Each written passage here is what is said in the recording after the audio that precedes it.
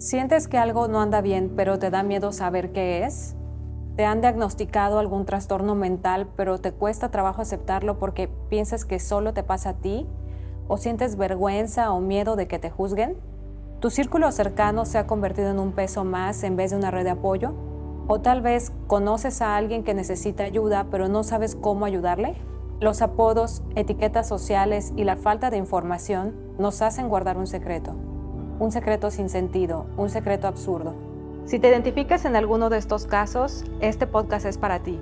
Hablaremos de las realidades de la salud mental y emocional, en donde los trastornos mentales no tienen que ser un secreto. Te damos la bienvenida a este espacio. La verdad detrás de los secretos absurdos. Hola, ¿qué tal? Bienvenidos a este episodio de La verdad detrás de los secretos absurdos, un podcast de Fundación Edesme que tiene el propósito de comunicar información confiable y alentadora en torno a los problemas de salud mental y que gracias a la participación de diversos especialistas y desde una conversación libre y sin estigmas buscamos alentar y acompañar a las personas hacia una vida mental y emocional más sana. Hoy nos acompaña Mariana Trujillo.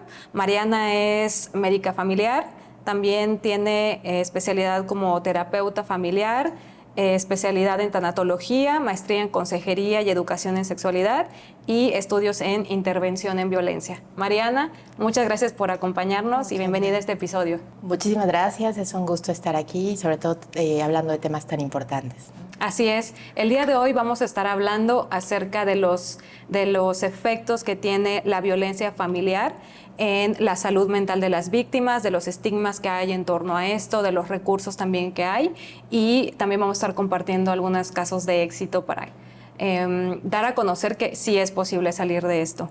Mariana, platícanos por favor, ¿qué es la violencia de género?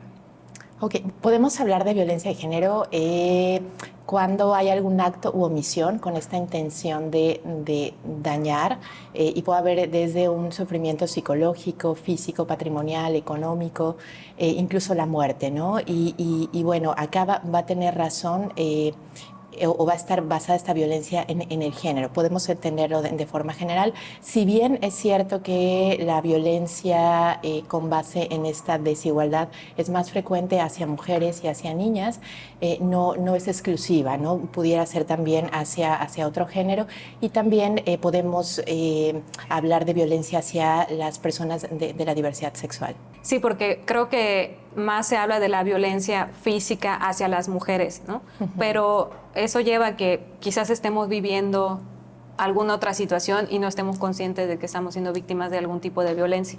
¿Nos podrías hablar un poco más sobre qué tipos existen? Claro, cuando hablamos de tipos de violencia, bueno, obviamente la violencia física es la que está ahí, ¿no? Más palpable, más visible, deja alguna huella, pero también está la violencia psicológica, que muchas veces es aquella que vamos a tardar más tiempo en sanar, en tratar, porque nos va a dejar problemas o situaciones que afectan la autoestima, la seguridad, trastornos en la salud mental.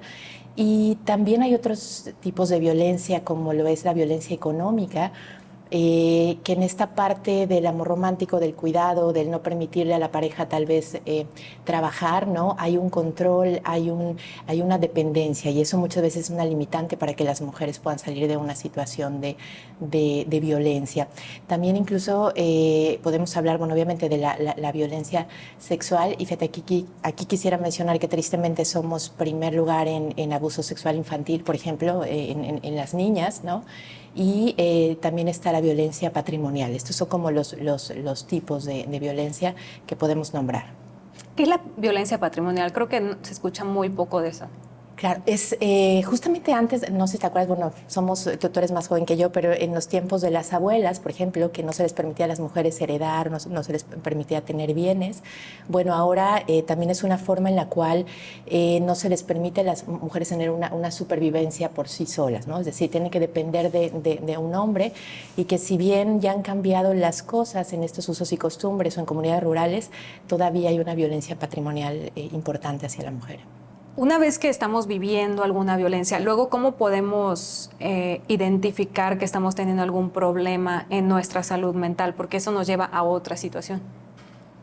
Claro, muchas veces la salud mental, digamos que no se prioriza, ¿no? O sea, tiene que haber alguna cuestión física y a veces puede haber un dolor de cabeza, puede haber algún problema, pienso, con el colon, algún tipo de dolor físico que entonces ya le puede llevar a la persona, a la mujer en este caso, o a las niñas cuando hay alteraciones también en el sueño, en control de esfínteres, o sea, que no aguantan las ganas para hacer pipí y que ya lo hacían. Eso nos dice que puede haber algo que esté pasando violento en casa y hay que investigar cuál es el contexto. ¿A qué nos puede llevar psicológicamente? ¿Es posible que a raíz de una situación de violencia empecemos a tener algún tipo de trastorno mental? Sí, claro, está visto que este tipo, por ejemplo, una violencia psicológica sostenida, a donde la persona que ejerce violencia cotidianamente está haciéndole saber a la otra persona que no hace las cosas bien, que no vale lo suficiente, que no es buena, que no es atractiva. Incluso eso va afectando la autoestima y puede haber tanto algún trastorno de estrés postraumático, síntomas de depresión, de ansiedad. Hay una afectación importante en la salud mental. Creo que es importante, una vez que alguien está viviendo una situación de violencia, pues prevenir esto, ¿no? Pero como existe mucha falta de información y estigmas también acerca de esto, creo que hay muchos factores que hacen que las personas no pidamos ayuda, tal vez. ¿Qué es lo que normalmente puede detener a una víctima de pedir ayuda?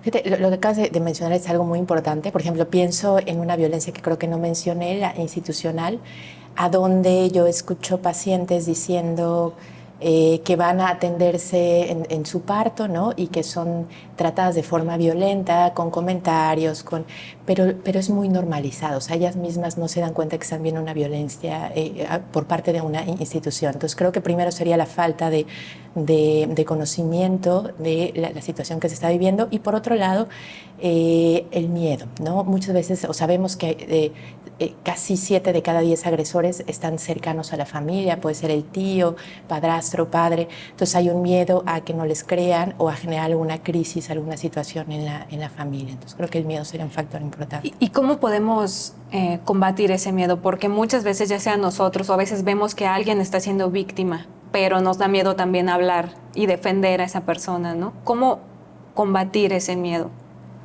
Claro, creo que primero tenemos que ser conscientes y más sensibles, porque anteriormente era de lo que pasa en su casa, en lo privado, no nos compete, ¿no? Y aunque se sabía o se veía que había huellas físicas de violencia, las personas preferían evitar, digamos, como entrometerse. Ahora no, ahora nos toca a todas las personas, ya seamos servidores públicos, escuelas, en cualquier espacio. No podemos ser solamente testigos, sino hay que entrarle, ¿no? Yo creo que ahí es desde preguntar a la persona si necesita algo, si está todo bien, y también entender, porque muchas veces yo escucho comentarios y es preocupante a donde dicen le gusta la mala vida, le gusta estar ahí por algo. No, es una situación compleja que a veces no entendemos, pero creo que teniendo información, más conciencia y también más sensibilidad sobre este tema podríamos ayudar desde nuestro lugar. Sí, y es importante, es donde viene la red de apoyo, ¿no? Los familiares, los amigos, que a veces son ellos mismos los que nos detienen de pedir ayuda porque nos empiezan a juzgar o a etiquetar, o es que tiene miedo, es que está exagerando, ¿no? Y eso evita que las víctimas pidan ayuda. Exacto, ahorita que comentas, creo que también, toda esta estructura patriarcal y machista donde se dice, bueno, es que es hombre, ya ves, o sea, a lo mejor se toma una cerveza, se pone intenso, ¿no? Puede ser agresivo. Y creo que hay una cortina donde podemos como justificar estos actos de violencia, y siempre hay que recordar que la violencia es responsabilidad de quien la ejerce y hay que identificarla y visibilizarla. Bueno, hoy en día y según como vemos que va evolucionando la educación en los niños, por ejemplo, también eso es algo muy importante para hacer ese cambio, ¿no? ¿Tú qué le recomiendas a los papás? Claro, yo creo que importante considerar, porque vivimos en una sociedad muy adultocentrista, donde se cree que la madre y padre como tutores, personas tutoras son quienes saben qué es lo mejor para las niñas y los niños, y muchas veces no se les dice las cosas con claridad, con transparencia, no se les habla de lo que está pasando y se dan cuenta, ¿no? Entonces aquí la invitación está desde su capacidad de análisis o de pensamiento, dependiendo de la edad, pero hablar de las situaciones, darles educación sexual integral, eso es bien importante, y hablar de las situaciones que están pasando en un ámbito familiar y sobre todo también creerles, ¿no? Porque esto pasa mucho. Yo he platicado con pacientes que expresan lo sucedido y viene una indicación de cállate, no seas mentirosa y no vuelvas a hablar de eso. Entonces ahí viene un silencio y un secreto familiar que se va a perpetuar. O peor aún, ¿no? Cuando saben que quizás es verdad, pero no quieren afrontar el problema porque conocen al agresor, por ejemplo. Exactamente. Eso lo hace todavía peor porque son cómplices de lo que está pasando y están haciéndole más daño todavía a esta persona. Exacto. Y fíjate que ahí me gustaría puntualizar algo bien importante que no se conoce, que la NOM 046 se modificó y las niñas a partir de los 12 años que tienen un embarazo producto de una violación, ellas pueden elegir interrumpir el embarazo sin tener el consentimiento de mamá o papá, justo por lo que tú acabas de comentar, porque muchas veces no, ten al bebé, acá lo resolvemos y a lo mejor el abusador es el tío, ¿no? Entonces ahora ellas pueden elegir porque la ley las respalda para interrumpir el embarazo. Y por eso es importante tener acceso a mucha información, que está, ¿no? Pero muchas veces no tenemos... No se conoce. Claro. No se conoce, claro. Exactamente. Ahora, Mariana, estoy segura que muchas personas que nos están escuchando ahora están pensando, quizás yo estoy viviendo algún tipo de violencia, pero a lo mejor no están seguros si es una violencia de género, si es, no lo sé, qué tipo de violencia, patrimonial o algún tipo de los que mencionabas en un principio. ¿Qué consejos prácticos hay para que podamos empezar a identificar esto y empezar a tomar esos primeros pasos para detener esa violencia y prevenir alguna posible consecuencia psicológica posterior? Claro, yo creo que acá algo importante también es como entender que hay una diferencia entre agresión y violencia, ¿no? Porque a veces se pueden confundir o pensar que son sinónimos, y cuando hay una agresión es una conducta de supervivencia, donde no hay una intención como tal de dañar, y en la violencia sí. Entonces, cuando hay una intención allá de manipular, de generar un daño, de generar un control, y creo que allá lo que no nos ayuda a veces es esta idea del amor romántico, ¿no? que hace que se justifiquen muchas cosas, pero creo que se pueden identificar el cuidado desde el control. Para mí sería una primera alerta, ¿no? De esta parte de porque te quiero, te cuido, y entonces no te permito y yo empiezo a controlar esto, y el que no te permitan tener una autonomía es un dato ya de alerta, porque en teoría una pareja que se vincula sanamente tendría que haber una relación flexible, un poco más sin esta parte del control, ¿no? Entonces creo que cuando se empiecen a dar cuenta de que hay alguna intención de control, de que hay algún comentario que a lo mejor me va a hacer sentir incómoda, mal, o que no se me está valorizando o se me está violentando desde una palabra que pueda ser que me lastime, ¿no? O sea, son datos a donde yo tendría que empezar a darme cuenta, pero pienso también que si en la familia normalizamos la violencia porque crecemos con esta idea de que los gritos, las peleas, ¿no? Y a veces incluso los golpes pueden formar parte de alguna discusión, desde ahí tendríamos que repensar o revisar cómo nos estamos vinculando con otras personas. Y una vez que ya se identificó, ¿cómo entonces iniciar un proceso de recuperación? ¿Qué recursos hay? ¿A quién acudir?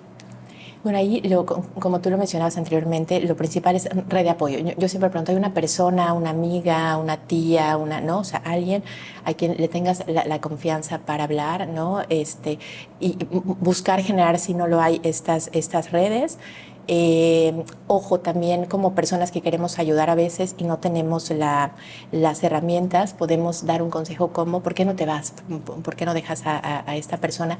Y no es por allá, ¿no? Porque podemos generar un problema mayor. Entonces creo que hay instituciones que ahorita las vamos a mencionar, a donde incluso puedo llamar al 911, por ejemplo, y exponer esta situación que estoy viviendo, y se me va a dar una orientación psicológica, jurídica, y un acompañamiento sobre el caso, para que yo misma tenga claro si es una violencia de qué tipo y qué acciones puedo tomar. ¿Nos puedes platicar sobre algún caso de éxito en donde hayas atendido o conocido a alguna persona que haya sido víctima de violencia y que se haya recuperado? Me gustaría saber. Fíjate que sí, cuando bueno, me lo preguntaste, me quedé pensando y dije, claro, o sea, conozco a muchas mujeres sobrevivientes de violencia. Y creo que, bueno, una de ellas, te lo comparto, es un caso que a mí me marcó y que de hecho me hizo querer meterme más en violencia.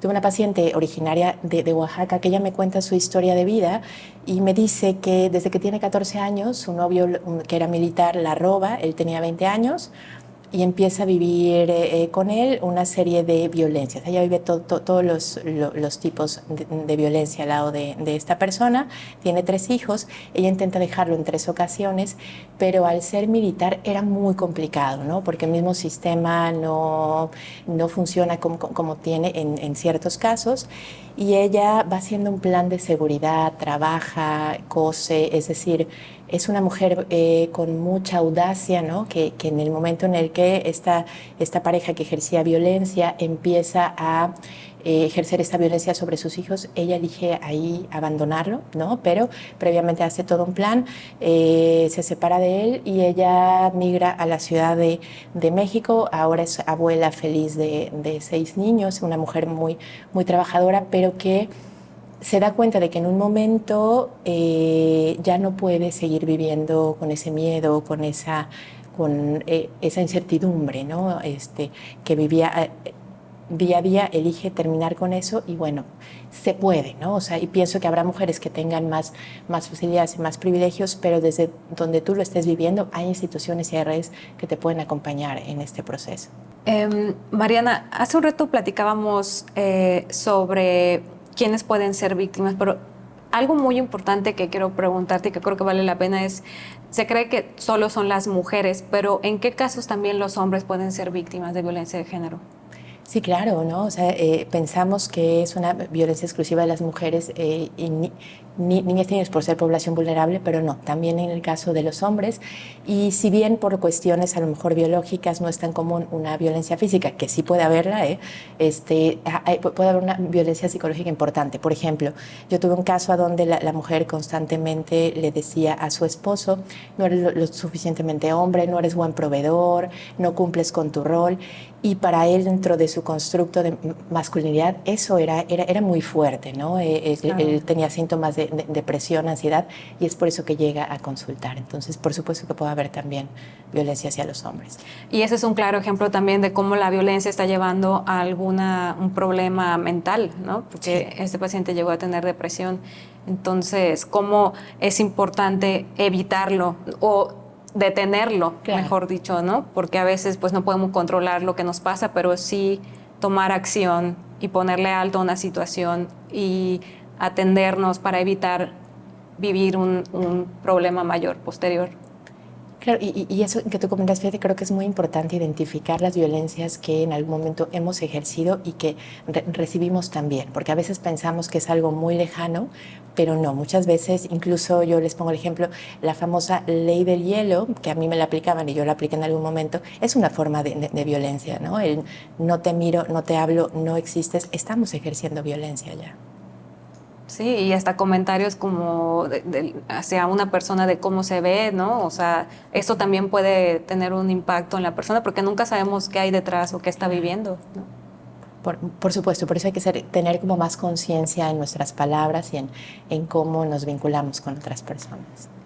Mariana, ¿qué te gustaría comentarle ahorita a las personas que nos están escuchando y que están siendo víctimas de violencia y que quisieran ahorita ponerle fin a la situación, que están pensando, quisiera tener el valor de decir ya basta y quiero recuperarme y vivir una situación diferente? ¿Qué les dirías para motivarlos?